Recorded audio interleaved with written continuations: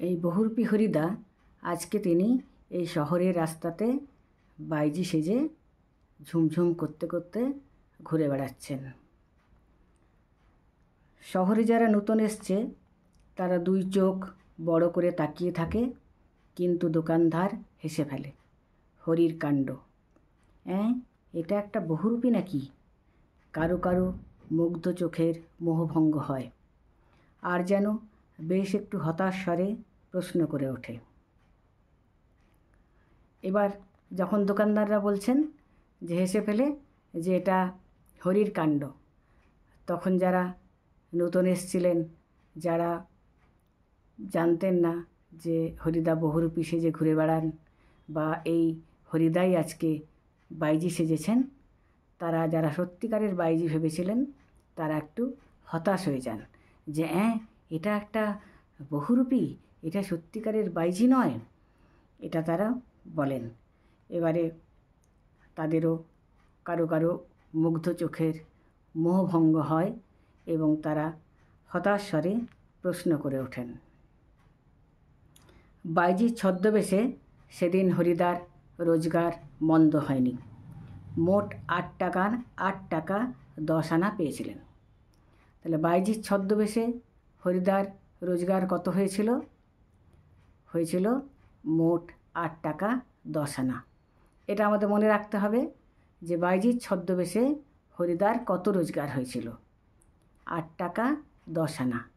কারণ তখন টাকার মূল্য ভালো ছিল। তখন 16 আনাতে 1 টাকা হতো। সিকি মানে 25 পয়সা, আধুলি মানে 50 পয়সা। এই সিকি আধুলিরও তখন দাম ছিল। এখন যেমন সিকি আধুলির কোনো দামই নেই। কাউকে যদি কোনো এমনকি কোনো ভিখারিকেও যদি দেওয়া হয় তারা নেবে না কেউ, কারণ এগুলো আর বাজারে চলে না, কোনো মূল্য নেই এগুলোর। কিন্তু সেই সময় তখন সিকি আধুলির এসবের দাম ছিল।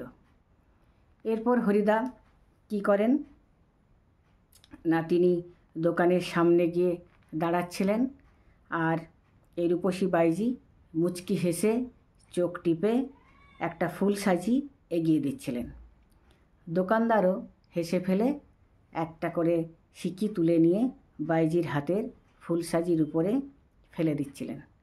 তাই দোকানদার কাছে যখন হরিদা যে ফুল সাজি এগিয়ে দিচ্ছিলেন, মানে ফুল তোলার সাজি নিয়ে তিনি বেরিয়েছিলেন, আর দোকানদারকে কাছে তিনি এই ফুল সাজিটা এগিয়ে দিচ্ছিলেন, তখন দোকানদার মুচকি হেসে সে বাইজির ফুল সাজিতে একটা করে সিকি দিয়ে দিচ্ছিলেন। এইভাবে হরিদা কোনো দিন কাপালিক, কোনো দিন বা কাবুলিওয়ালা, কোনো দিন বা বোচকা কাঁধে কোনো বুড়ো, কোনো দিন ফিরিঙ্গি সাহেব তিনি সাজতেন। কাবুলিওয়ালা আমরা জানি যে কাবুল থেকে যারা আসতেন তারা বড় মতন আলখাল্লার মতন পাঞ্জাবি পরতেন, আর তাদের বড় বড় ঝুলি থাকতো। সেই ঝুলিতে তারা কিশমিশ, পেস্তা, আখরোট, কারণ তারা তো মরুভূমির দেশের মানুষ, তাদের এখানে শুকনো ফলগুলো ভালো হতো এবং তারা এইসব এখানে বিক্রি করতে নিয়ে আসতেন। আর লোকজনেরা মানে বলা ছোটো বাচ্চাদের ভয় খাওয়াতো যে কাবুলিওয়ালা আসছে, ধরে নিয়ে যাবে তাদের ঝুলির ভেতরে দিয়ে। যেমন কিন্তু সব কাবুলিওয়ালা সেরকম ছিল না। কাবুলিওয়ালাদেরও খুব মানে মানসিকতা ভালো ছিল। যেমন আমরা রবীন্দ্রনাথ ঠাকুরের কাবুলিওয়ালা গল্পটাতে দেখেছি যে এক ছোট্ট বাচ্চা মেয়ে মিনি, যার সঙ্গে কাবুলিওয়ালার বন্ধুত্ব হয়েছিল। প্রথম মিনি খুব ভয় পেত কাবুলিওয়ালাকে দেখে, তারপর আস্তে আস্তে মিনির সঙ্গে বন্ধুত্ব হয়ে যায় এই কাবুলিওয়ালার নাম ছিল রহমত। রহমতের একটি মিনির বয়সী মেয়ে ছিল। অনেক সেই কাবুল দেশ থেকে মানে পেশার তাগিদে, জীবনের তাগিদে রোজগার করার জন্য তারা কাবুলিওয়ালারা আমাদের এদেশে আসতেন। একবার কি একটা অপরাধের জন্য রহমতের সাজা হয়েছিল, জেল হয়েছিল। তারপর যখন জেল মুক্তি ঘটে তখন রহমত সেই মিনির বাড়িতে যায়। তখন মিনি বড় হয়ে গেছে, আর মিনির সেদিন বিয়ে।